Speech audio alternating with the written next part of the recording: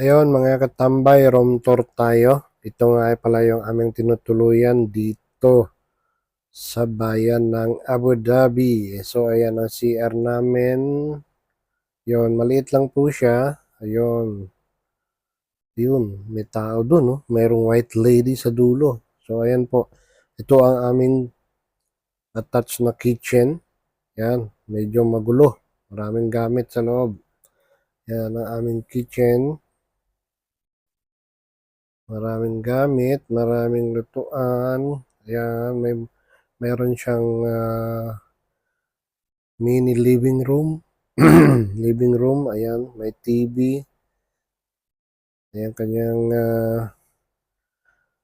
dining table na maliit. Ayan, ayun, si Madam, sana all. So, ayan, overlooking po siya. Ayan. So, ayan po. Nandito po tayo sa city. So, ayan, ang aming tinutuluyan which is nasa city po at overlooking yung mga building na mga katabi. So, ayan po. Gandang tingnan, no?